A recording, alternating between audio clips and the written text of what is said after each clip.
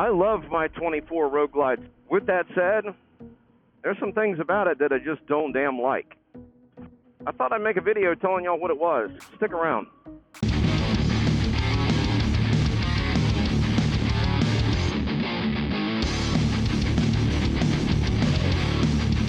What's up? Jim here. Welcome back to J Street Moto. Welcome to the channel if it's your first time. I really enjoy this motorcycle. But even as much as I love it, there's just some stuff about it that I don't like. It's annoying is probably a better way to put it. And I thought that I would tell y'all kind of what the specific problems that I have with my bike in general. And then I would cover some of the stuff that I'm hearing people gripe about, what I think is the likely reason for why they're griping about it. First things first, we're going to start with aesthetics. For the most part, holy shit, nice car. For the most part, I love the way this bike looks. I think the design department at Harley really knocked it out of the park. However, Harley, what the hell were you thinking when you put the overflow for the coolant from the radiator in the dumbest, most ugliest spot you can put it on this motorcycle? I don't know who, what's up, dog, thought that that was a good freaking idea. Second pet peeve has got to be, that's probably the most atrocious license plate and light setup that I've ever seen on a motorcycle. It honestly looks like it belongs on a trailer, like a camper. It's hideous. I mean, that just aesthetically, it kind of ruins the whole ass end of the bike for me. You know, again, that's a preference on my part. Let's get into, let's call it mechanical and electrical design. There's a recall out right now, and it doesn't affect all of the Road Glides. It affects the ones that were produced at a certain window. Let me explain what the recall's for. So Harley routed the wiring harness for the power and ground that goes to the fan for the radiator underneath the crankcase, right up against it. What started happening was, over time, vibration caused the crankcase kind of dug through the outer coating, then dug through the insulation on the wire, got to the point where if it rubbed all the way through, you're going to short that wire to ground, and it's going to blow your main fuse, and you are going to be stuck on the side of the road. I don't know how that design element made it through all the engineering meetings at Harley, where somebody said, yeah, you know what, that's a good idea. Let's route that wire there. Now, they're making it right because they put a recall out. But why do it wrong in the first place? How long, how much time, how much energy goes into the development of these motorcycles? You got to think they were working on this design probably as far back as like 21, maybe earlier. You'd think that someone at some point during a meeting would have said, you know what, is that really a good idea? That might cause a problem. I suggest carrying an extra main fuse with you until you get the recall corrected, so that should it go bad, you can put the new fuse in, tape up the wire so it can't make contact with the motor again, and get you, you know, the few miles down the road you need to get to until you can get someplace and they can fix it permanently. Talking about something that might be, I don't know, it could be just me that had the problem. I have no clue because I haven't seen other people really talking about it. I noticed the other day when I was cleaning the bike that my clutch lever, the powder coat is wearing off of it. I mean, to the point where you can see bare metal underneath the clutch lever where my fingers go when I'm riding the bike. I've got, to put things in perspective, I've got 5,725 miles on this motorcycle currently. My last bike, right around 75,000 miles on it, the levers look brand new still. I see something like that, and it makes me question the quality of the overall motorcycle. You're not really paying attention to detail. And I don't know if it's just me or if it's multiple people. If you've noticed this problem on your bike, hell, drop it down in the comments, because I'd like to know. Maybe I'm just the unlucky one. I've got no clue. I do know they're going to replace it with the warranty. But the point is, they shouldn't have to take it in for the warranty. Something like that? Shit, man. Have some QA over your part. Another problem, Harley. And I don't want this to sound like a bitch session on Harley, right? So I'll bitch about the dealers for a minute. Let's get into some of the other stuff about this bike that's kind of annoying. They got rid of all the analog stuff on this bike. Everything you use in order to ride the bike is on a digital screen. That means you're relying on a computer. Computers run on software And sometimes there's bugs in software that require updates. Here's my question though. Let's say that a software update is released and made public, because I mean, any of us can go onto Harley's site and download these software updates. They'll even tell you how to do it, step-by-step instructions, and then plug them into your cable, your USB-C connection in your glove box, and or in the tray if you've got a Street Glide. Because I mean, a lot of this shit applies to the Street Glide too, not just Road Glide. You can download the update yourself, and it will update the computer for you. Here's my question though. Let's say that update was available to the public in January or December of last year. My bike was manufactured in February of this year. It was shipped to the dealer sometime in March, beginning of March, late February, early March. I purchased it the day before St. Patrick's Day. Question I've got is, why the fuck am I having to update my own software? I mean, really? So let's talk about it from two different sides of the fence. Harley, why are you manufacturing a bike and not putting the updated software on it before you ship it out to the dealerships to sell? We can rant about that all the time we want, right? Here's a better one. I'm pretty sure if you go back and look at your invoice when you bought your motorcycle, there's going to be a line item in there called dealer prep fees or something to that effect, where, it's the charges the dealer passes on to you for, let's face it, basically cutting the bike off a pallet, peeling off any protective stuff that was covering the paint, bolting the windshield on, and connecting the mirrors to the handlebars. I'm pretty sure they probably ship them dry. So, filling it up with all the fluids, put it in running order. Why wouldn't part of that prep be checking to see whether the damn software is updated or not? Come on, dealers. I mean, really, is that too much to ask? Or am I just, being petty? I don't think I am. We're paying a premium for these motorcycles. And then the dealer jams you with, charges for prep fees. Okay. Why didn't you prep the motorcycle? Because you didn't. If I get it home and the first thing I got to do is go onto Harley's website, check for a software update, download it, plug it into my bike to see if my bike has that software update, and if it doesn't, download it myself. The dealer didn't do shit to prep the bike. Harley didn't do shit to put a quality product out in the marketplace for purchase. Harley didn't do anything to do that.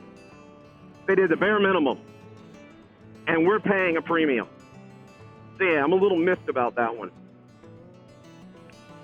Some of the other things I hear in the forums, it usually at least once a damn week, someone will ask a question about why their stereo is not playing through their speakers. Never fails. Guarantee you, you've got the audio routed to a headset instead of your speakers. Ask me how I know this. I've done it. I do wear a full helmet that has a comm system in it, and when I do that, I run the audio to my helmet so I can listen to music, and I'm not, trying to listen to the stereo through a full helmet while I'm running down the road. So I put my half on and gotten ready to go leave, and my phone's connected to CarPlay, and I can see the music's playing, and guess what? You guessed it, not a damn bit of sounds coming out of my speakers. I'm like, oh shit, I didn't change the audio routing. I have a video I made a few months back called Everything You Want to Know About This Setup, this computer, what all the settings do and all that shit.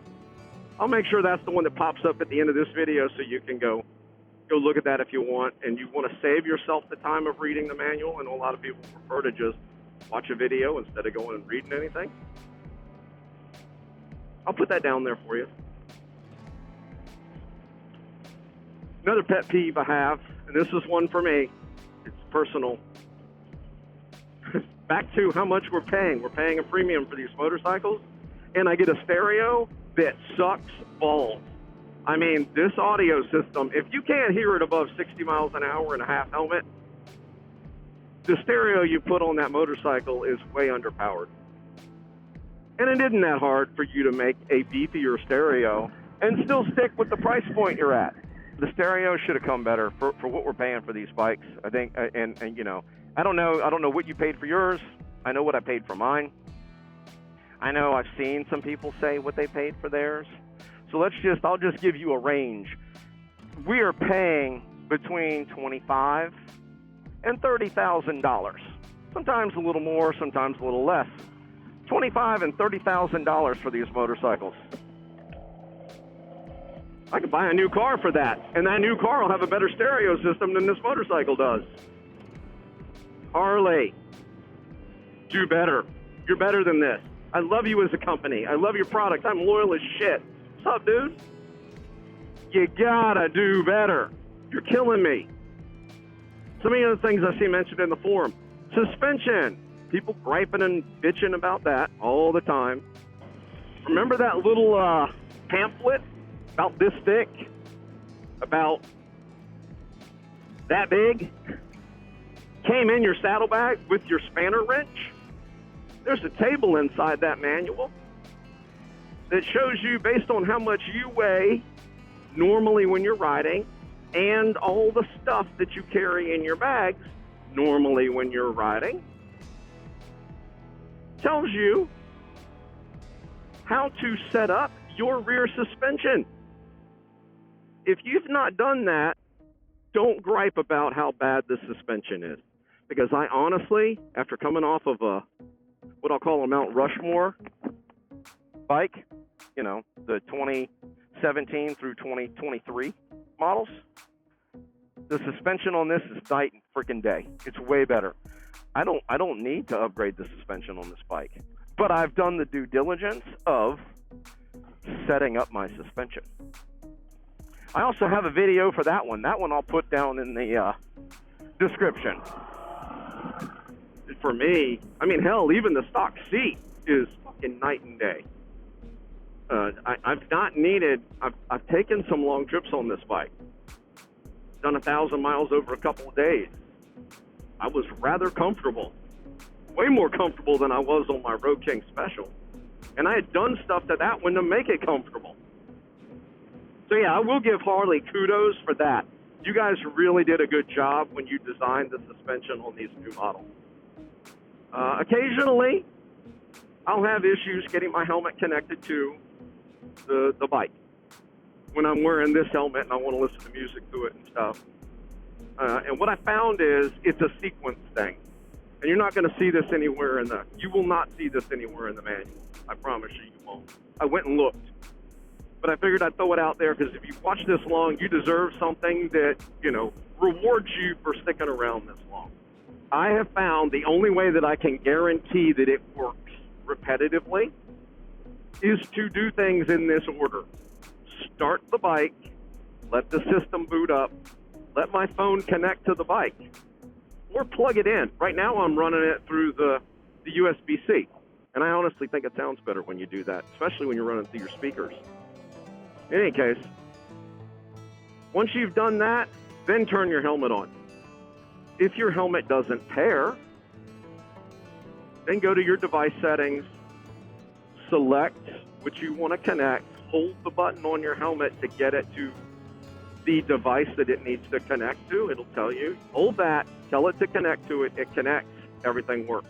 If you use that sequence of events, your stuff's going to work.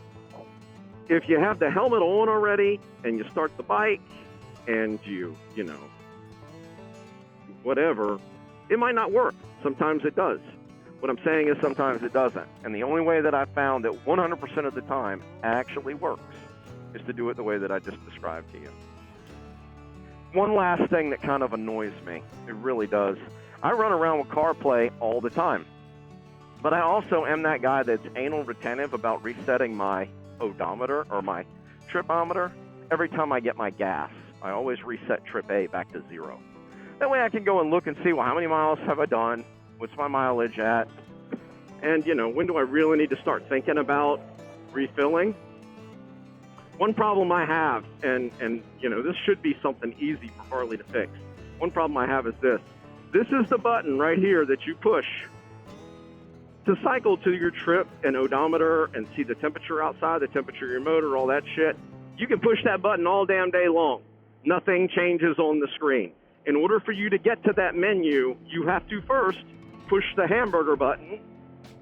Then you can cycle through it and see all those things. Just again, another little pet peeve. It's not something that's, it's not damn life-altering. So yeah, that's it.